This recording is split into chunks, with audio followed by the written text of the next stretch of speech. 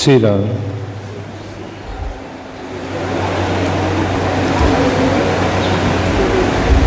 पितृपक्ष के महात्म पर प्रकाश डालने की कृपा करें।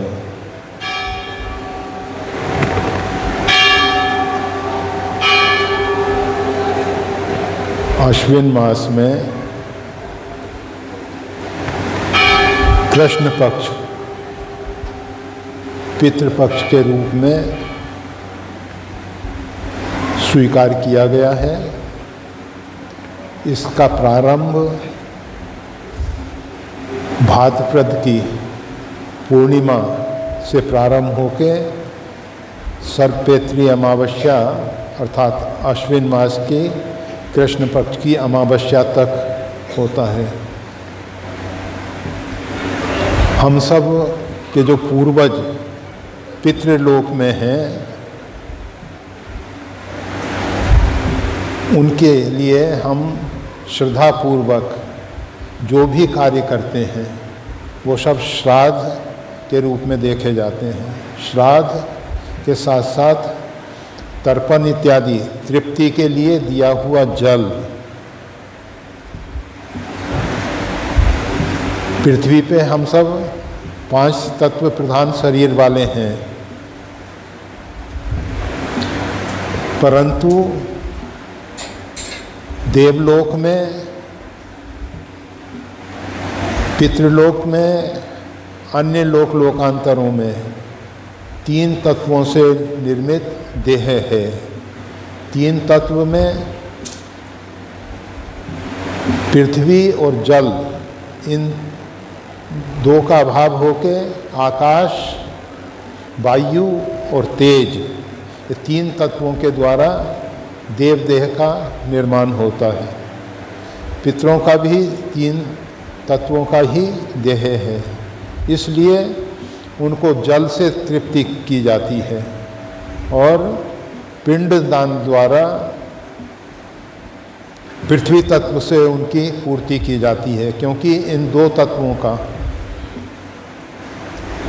अब वो शरीरधारी तो है नहीं, उनका शरीर जो है 3 तत्वों से बना हुआ है, इसलिए पृथ्वी पर भूदेव, महिषुर अर्थात ब्राह्मणों के द्वारा ये पिंड तर्पण इत्यादि करवा के और उनको श्रद्धापूर्वक भोजन इत्यादि करा के श्राद्ध कर्म संपन्न होते हैं। वो ब्राह्मण देवता जो आपके पुरोहित हैं, जो पुरोहित जी हैं, वो आपके, जिसको कुल गुरु के रूप में भी देखा जा सकता है। पूरी विधि, किस विधि से तर्पण किया जाता है, किस प्रकार से श्राद्ध किया जाता है, वो सब विधि वो सब बताते हैं और उनके मार्गदर्शन में ये करना चाहिए। अगर पितरों की तृप्ति होती है, वो हम पे प्रसन्न होते हैं। उनको एक अपेक्षा होती है कि भूमंडल में उनके परिवार में कोई ऐसा भगवान का भक्त जन्म ले, कोई सत्कर्म करने वाला सद्ग्रस्त जन्म ले, तो उनको श्राद्ध और तर्पण इत्यादि के द्वारा उनको भी तृप्त करें, देवताओं को भी तृप्त करें और परमात्मा की भक्ति करके आत्म कल्याण के मार्ग में आगे बढ़े। तो पितृलोक इस प्रकार की अपेक्षा करते हैं। हमको उनकी अपेक्षा के अनुरूप खरा उतरना है, अर्थात हमारे को जो पितरों के लिए, देवताओं के लिए कार्य करने हैं। देवताओं की तृप्ति यज्ञ अनुष्ठान के द्वारा होती है। प्रजापति ब्रह्मा ने सृष्टि का जो विस्तार किया, उसमें यज्ञ के द्वारा मनुष्य से कहा देवताओं को वो तृप्त करेगा, देवता उनके अभीष्ट पदार्थ प्रदान करेंगे। ये संपूर्ण जगत जो है अधिदेव के द्वारा संचालित होता है। ये जितना भी आधि भौतिक जगत दिखाई दे रहा है, जिस प्रकार से ये देह आधि भौतिक शरीर है, इसके अंदर रहने वाला जीवात्मा जो है अधिदेव है और परमात्मा जो है अधियज्ञ के रूप में है। तो परमात्मा और देवताओं की आराधना उपासना के लिए यज्ञ इत्यादि के द्वारा और भगवान की विशेष प्रसन्नता भक्ति से होती है। अगर हम भक्ति के द्वारा परमात्मा को संतुष्ट कर लेते हैं तो हमारे जीवन की सार्थकता है। ज्ञान जो है वो हमको मोक्ष का अधिकारी बना देता है। ऋते ज्ञानान मुक्ति, बिना ज्ञान के मोक्ष नहीं प्राप्त होता है। जब हम सही अर्थों में ज्ञानार्जन करते हैं, जानकारी और ज्ञान में अंतर होता है। जानकारी तो पुस्तकों को पढ़ने से, सुनने से प्राप्त हो जाती है। ज्ञान जो है ध्यानावस्थित होके परमात्मा की कृपा से होता है। रामचरितमानस में ज्ञान के लिए 2 सूत्र हैं। गुरु बिन होय कि ज्ञान, ज्ञान की होय वैराग बिनु। जब अंतःकरण में पूर्ण प्रबल वैराग्य हो और सद्गुरु की प्राप्ति हो जाए तो ज्ञान प्राप्त हो सकता है। केवल गुरु ज्ञान नहीं दे सकते हैं। मूरख हृदय न चेत, जो गुरु मिलहि बिरंच सम। अगर कोई व्यक्ति किसी बात को स्वीकार करने के लिए तैयार ही नहीं है, वो पहले से अपने अंदर अहंकार और अभिमान से भरा हुआ है कि मैं ये सब जानता हूँ, तो उसको ज्ञान कैसे दिया जा सकता है। ज्ञान जो होता है श्रद्धा और विश्वास से होता है। श्रद्धावान लभते ज्ञानम, श्रद्धावान जो है वो ज्ञान की प्राप्ति करता है। तो श्री राम।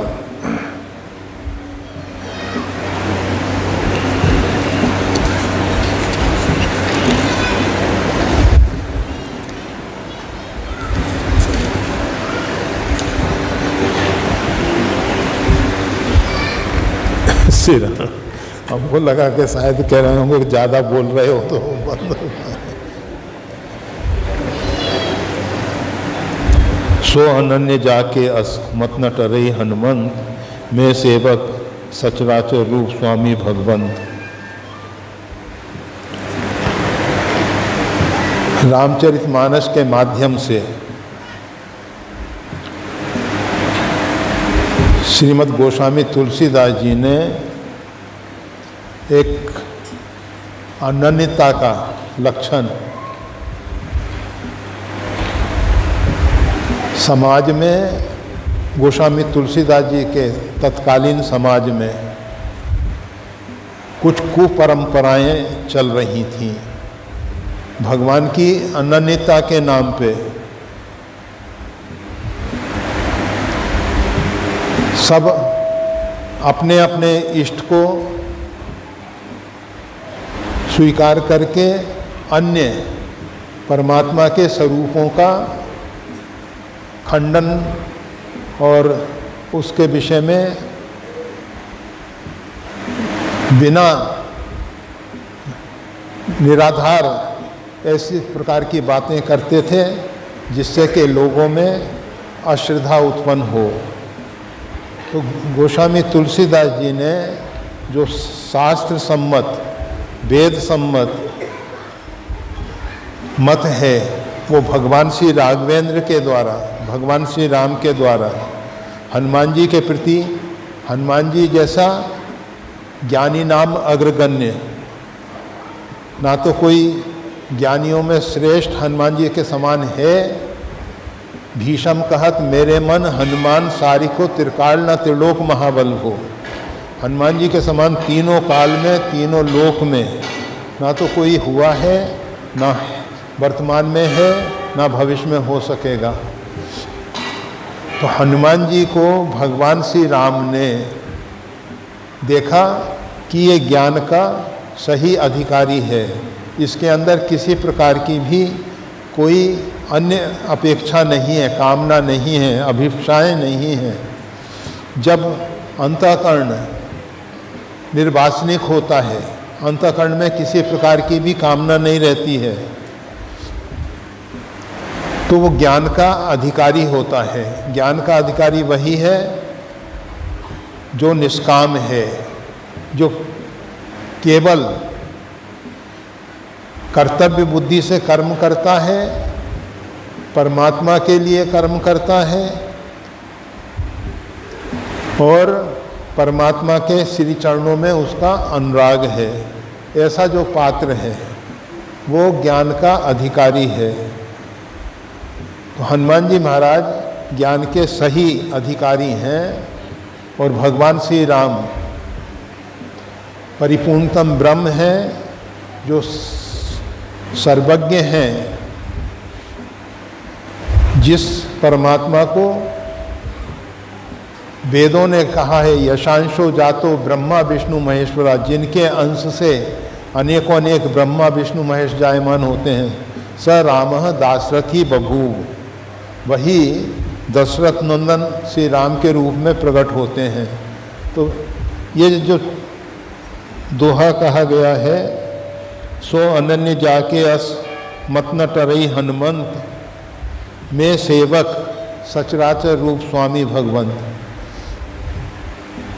भगवान श्री राम कह रहे हैं श्री आंजनेय को संबोधित करते हुए, अनन्य व्यक्ति वह है, अनन्य भक्ति करने वाला व्यक्ति वह है जिसकी दृष्टि में वासुदेवम सर्वमिति, ये सार्वभौम अस्तित्व जो है प्रभुमय है। सिया राममय सब जग जानी, उमा जे राम चरण रत, विगत काम मत क्रोध, निज प्रभुमय देखई जगत। ये जगत जो है इसका नाम परमात्मा के विष्णु सहस्त्र नाम में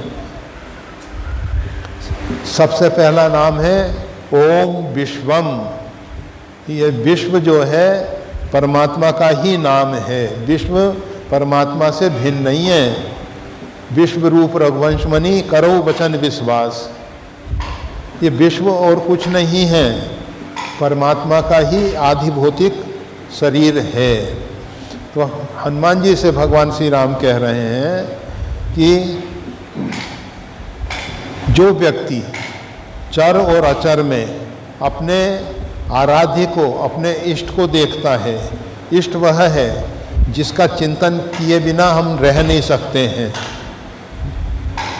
वही हमारा इष्ट होता है। जिसका निरंतर अनवरत अहिर्निश ध्यान होता है, चिंतन होता है, वो हमारे इष्ट हैं। स्वप्न में भी हमको जो दिखाई दें, जागृत में भी दिखाई दें, वही हमारे इष्ट हैं। तो भगवान श्री राम बता रहे हैं सो अनन्य जाके अस मत न टरी हनुमंत, किसी भी परिस्थिति में उसकी बुद्धि जो है विचलित नहीं होती है। क्योंकि समाज में अनेक प्रकार के लोग हैं। कुछ लोग कहेंगे कि अरे भगवान तो 7वें आसमान पे रहते हैं, भगवान कुछ कहेंगे नहीं भगवान तो सब जगह परिपूर्ण हैं, भगवान किसी लोकांतर में थोड़ी रहते हैं। अनेक अनेक प्रकार से लोग अपने अपने मत की पुष्टि करेंगे। कुछ लोग कहेंगे कि भगवान नारायण को ही मानना सही है, कुछ कहेंगे नहीं भगवान शंकर को ही मानना सही है, कुछ कहेंगे अन्य देवी देवताओं के विषय में। सब अपना अपना मत रखेंगे। तो किसी भी प्रकार के मतांतर को सुन के कुछ व्यक्ति ऐसे भी हो सकते हैं जो चमत्कार इत्यादि दिखा के अपने मत का प्रचार करें। कुछ ऐसे हो सकते हैं कि जो नाना प्रकार की लच्छेदार भाषा में प्रवचन करके नाना प्रकार के उपाख्यान, कथाएं, वार्ताएं सुनाकर अपने मत को प्रतिपादित करें। तो भगवान श्री राम कह रहे हैं मति न टरई हनुमंत, किसी भी परिस्थिति में उसकी बुद्धि जो है विचलित नहीं होनी चाहिए। उसको डगमगाने के लिए कितनी ही कोशिश की जाए, परंतु वो अपने दृढ़ निश्चय से अलग ना हटे। यतात्मा दृढ़ निश्चया, उसकी यही अंतरात्मा ने दृढ़ निश्चय कर लिया है कि अनन्य भक्ति का जो लक्षण भगवान श्री राम ने बताया है वह सही है। भगवान श्री राम के वचन पे जिसको दृढ़ आस्था है, दृढ़ विश्वास है, तो भगवान श्री राम बता रहे हैं चर और अचर के रूप में वो परमात्मा व्याप्त है, वो विभू रूप में व्याप्त है। इस विषय को पहले भी अनेकों बार स्पष्ट कर दिया गया है। फिर थोड़ा सा हमारे जो हिंदू सनातन धर्म है उसमें परमात्मा के 5 रूप स्वीकार किए गए हैं। इसी प्रकार से जीवात्मा के भी 5 रूप स्वीकार किए गए हैं। ये पंचीकरण की एक प्रणाली है। तो परमात्मा एक रूप में जो भगवान का नित्य धाम है, यत् गत्वा न निवर्तन्ते तद धामम परमम मम, जहाँ जाने के बाद जीव को लौटना नहीं होता है। न तद भाष्यते सूर्यो न शशांको न पावका, जहाँ सूर्य चंद्र अग्नि का प्रकाश नहीं है। ये जो विद्युत लैंप इत्यादि हैं, ये प्रकाश के जितने भी साधन हैं, वहाँ भगवान के दिव्य आलोक से, दिव्य प्रकाश से वो आलोकित होने वाला, प्रकाशित होने वाला जो धाम है, उस जहाँ जाने के बाद जीव को लौटना नहीं पड़ता है। यद गत्वा न निवर्तन्ते तद धामम परमम मम, वो भगवान का नित्य धाम है। जैसे शरीर में चेतना पूरे शरीर में व्याप्त है, परंतु आज्ञा चक्र और सहस्त्रार के नज़दीक, आज्ञा चक्र से ऊपर और सहस्त्रार के नज़दीक जीवात्मा का एक विशेष स्थान है। इसी प्रकार से त्रिपादश्यम मृतम दिवी, 3 पाद अमृत लोक जो है भगवान का दिव्य धाम है, अमृत लोक है, जो कभी किसी भी परिस्थिति में बदलता नहीं है, उसमें किसी प्रकार का परिवर्तन नहीं होता है। तो वो एक भगवान का निवास स्थान है। एक रूप से भगवान वहाँ निवास करते हैं, एक रूप में विभू बन के सर्वव्यापक हैं, एक रूप में भगवान सबके हृदय में, ईश्वर सर्वभूतानाम हृदय देशे तिष्ठति भ्रामय सर्वभूतानि यंत्र रूणानि माया। वो ईश्वर जो है सभी प्राणी मात्र के हृदय में विराजमान है। तो भगवान श्री राम यही बता रहे हैं कि जो विभू है, जो व्यापक है, उस परमात्मा को सबके हृदय में देखते हुए, अथवा संपूर्ण चराचर जो है परमात्मा का ही निवास है। ईशावास्यम इदम सर्वम ईशावास्यम, ये सब ईश्वर का निवास स्थान है। इसमें परमात्मा निवास कर रहा है, सबके हृदय में परमात्मा बैठे हुए हैं।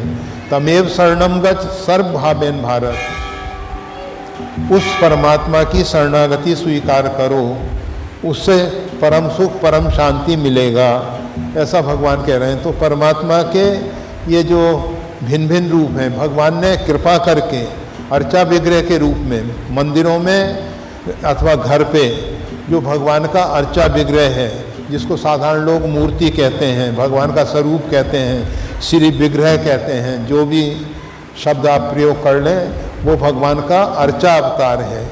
भगवान कृपा करके जब देखते हैं कि साधक जो है परमात्मा तक अपने साधन से नहीं पहुंच सकता है और उसको अपनी भावनाओं को व्यक्त करने के लिए कोई स्थान विशेष की आवश्यकता होती है, तो भगवान अर्चा विग्रह के रूप में प्रतिष्ठित हो जाते हैं। और अर्चा विग्रह के सामने, जैसे रामलाल जी जो सर्वत्र परिपूर्ण परमात्मा है, हम उसकी आराधना उपासना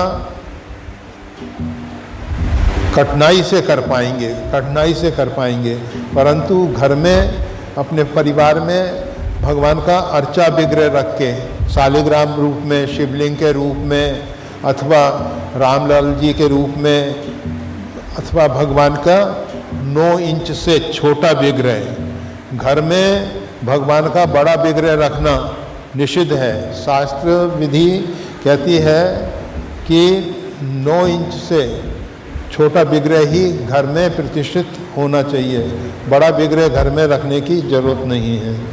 तो इस प्रकार से भगवान की आराधना उपासना की जाती है। फिर एक भगवान यदा यदा ही धर्मस्य ग्लानिर्भवति भारत, जब जब धर्म की हानि होती है, ग्लानि होती है, तो भगवान अपने किसी विशिष्ट महापुरुष को अंशावतार के रूप में भेज देते हैं, और जब देखते हैं अंशावतार से कार्य पूर्ण रूपेण सफल नहीं हो रहा है, जिस प्रकार से परशुराम जी जो हैं भगवान के अंशावतार के रूप में थे, परंतु रावण जैसी समस्या, परशुराम जी ने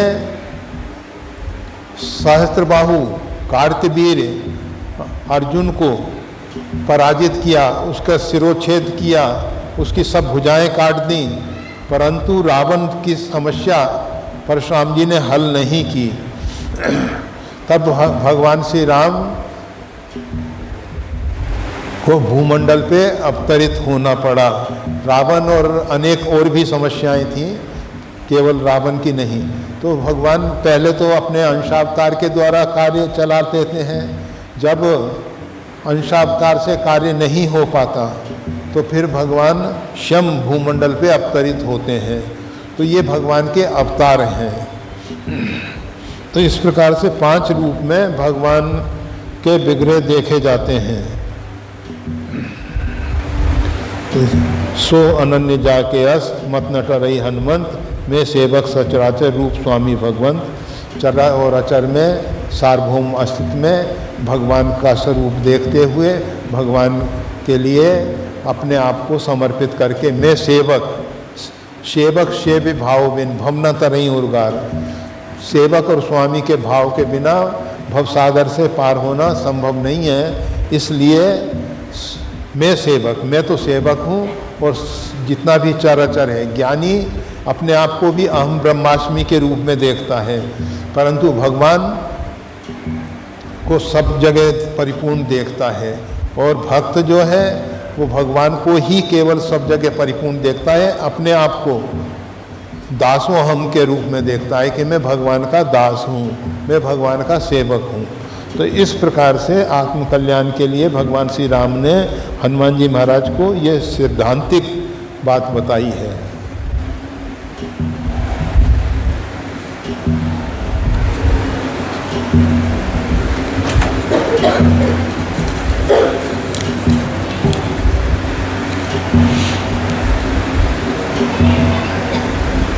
हम सब पर आपकी कृपा सदैव बनी रहती है, हम ऐसा महसूस भी करते हैं, परंतु हम सबकी रहनी सहनी भिन्न भिन्न रहती है। इसके पीछे क्या कारण है, कृपा समझाएं। देखो, परमात्मा ने संकल्प किया है एक अहम बहुश्याम, एक से अनेक हो जाऊं, और भगवान ही अनेक रूप में ये सब लीला कर रहे हैं। तो हम सब जो हैं भिन्न भिन्न नाम रूप लेके परमात्मा के संकल्प में स्थित हैं, और इसलिए सबकी बुद्धि, सबके क्रियाकलाप अलग अलग रहते हैं। सबके अंदर अहंकार से युक्त होके फिर भिन्न भिन्न प्रकार के कर्म करने की इच्छा होती है, और उस इच्छा के अनुरूप हम कर्म करते हैं, और कर्मानुसार फिर ये परंपरा आगे बढ़ती चली जाती है। पूर्व जन्म के कर्म, संचित कर्म, संचित में से प्रारब्ध बनता है। प्रारब्ध को भोगते हुए मनुष्य को नवीन कर्म करने के लिए स्वतंत्रता है। नवीन कर्मों में धर्म और मोक्ष जीवन के 4 पुरुषार्थ कहे जाते हैं। अर्थ, धर्म, मोक्ष और काम। न्याय युक्त धर्म संगत अर्थोपार्जन करें अर्थोपार्जन का सदुपयोग करें और उससे अपनी कामनाओं की पूर्ति करें, और कर्म हमारे ऐसे हों जो बंधन कारक ना हो। तो इस प्रकार से जीवन के 4 पुरुषार्थ कहलाते हैं। इसमें धर्म और मोक्ष, आत्मकल्याण, इसके लिए मानव जो है स्वतंत्र है, और 84 लाख योनि और मानव भी अपने जो भूतकाल में किए हुए कर्म हैं, संचित और प्रारब्ध, उनके भोगने में परतंत्र है। मानव को इतनी विशेषता है कि वो नवीन कर्मों के द्वारा ज्ञानाग्नि प्रकट करके भक्ति योग के द्वारा संचित कर्म को और क्रियमान कर्म को समाप्त कर सकता है, परंतु प्रारब्ध तो अवश्य में भोगना ही पड़ता है। चाहे भगवान शंकराचार्य हो, भगवान स्वामी रामानंदाचार्य हो, भगवान रामानुजाचार्य हो, जितने भी हमारे आचार्य हुए हैं, निम्बारका, श्री निम्बारकाचार्य जी इत्यादि, वो सभी अपना जो प्रारब्ध है उसको भोगते हुए नजर आते हैं। बड़े बड़े महापुरुष वो भी प्रारब्ध भोगते हैं। तो प्रारब्ध तो भोगना होता है, केवल उसके भोग में मानसिकता किस प्रकार की है उसके ऊपर निर्भर करता है कि वो प्रारब्ध को भोगते हुए और नवीन कर्म करते हुए निःश्रेयस की प्राप्ति कैसे करता है।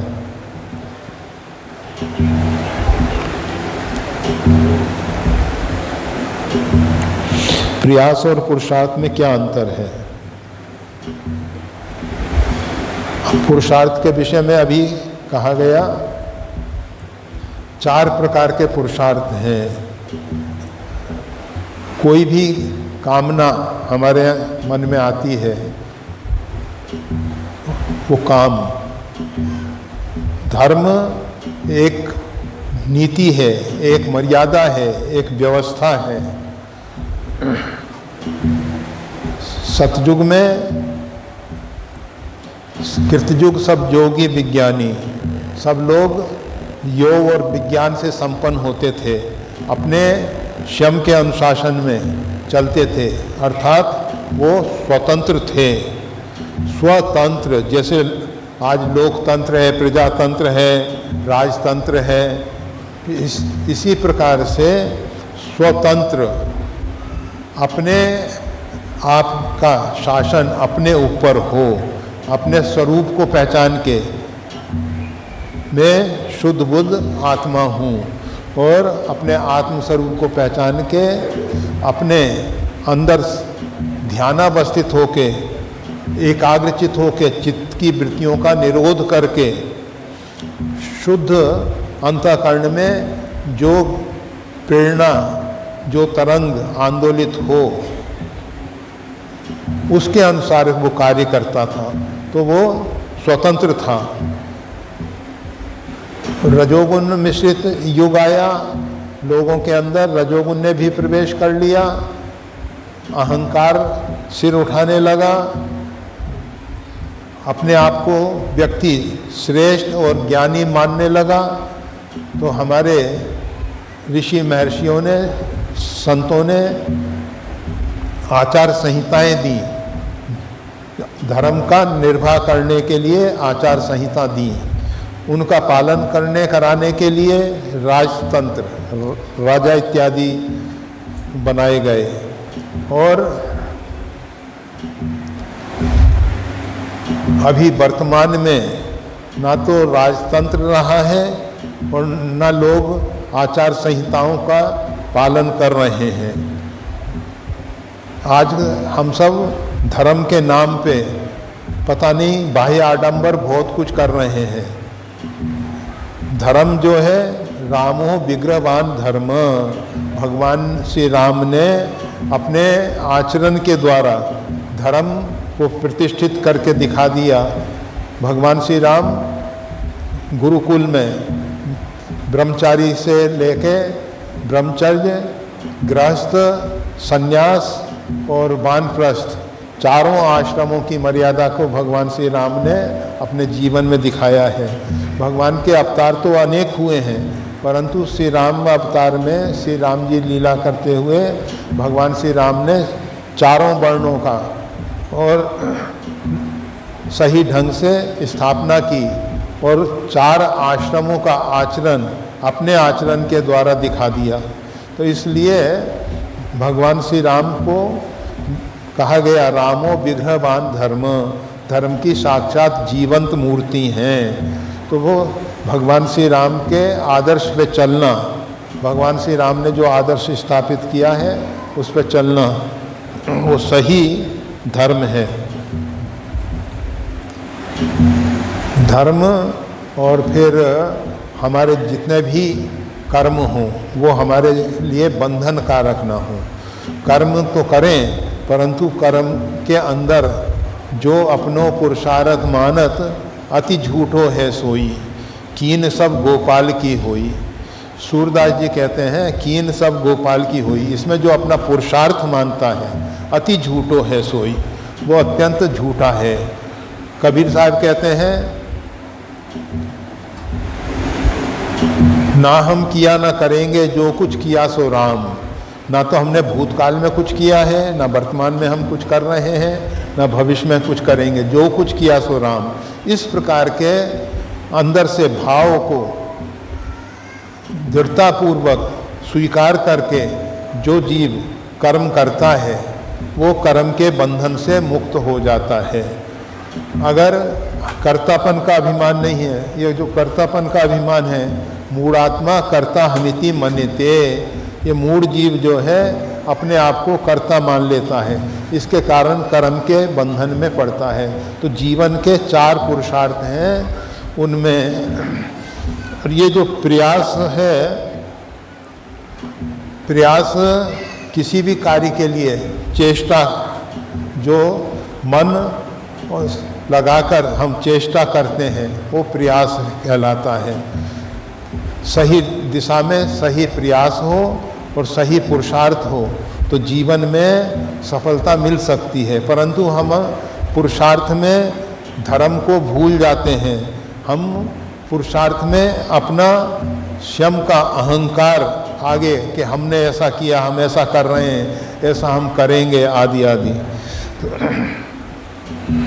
तो बस इस विषय में इतना ही, समय तो हो चुका है।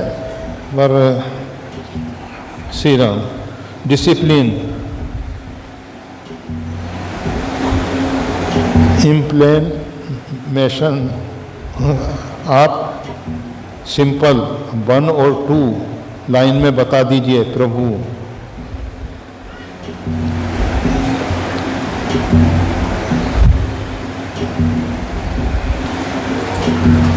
देखो ये जो डिसिप्लिन की बात होती है,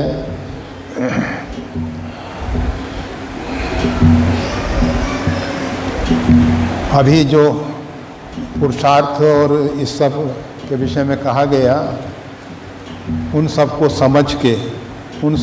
समझ के जो सही ढंग से जीवन जीने की व्यवस्था है वही सही अनुशासन है, वही सही अनुशासन है। क्या स्वास्थ्य संबंधित चीज़ों में पूर्णता केवल भगवान की आस्था पर ही आश्रित रहें?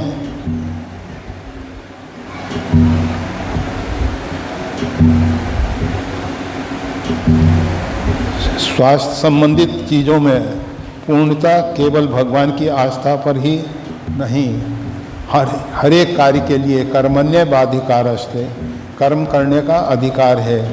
स्वास्थ्य हो अथवा अन्य, स्वास्थ्य के लिए भी हमेशा पुरुषार्थ भी करना चाहिए, सही दिशा में कर्म करना चाहिए, उपचार करना चाहिए। भगवान धन्वंतरी के रूप में अवतरित हुए, भगवान ने देवताओं के वेद, अश्विनी कुमार इत्यादि को भी बनाया, तो ये व्यवस्था प्राचीन समय से भगवान के द्वारा चली आ रही है।